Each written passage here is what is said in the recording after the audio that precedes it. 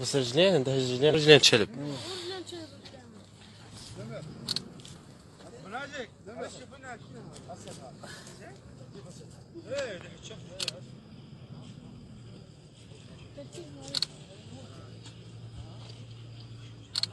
بس الله يعون.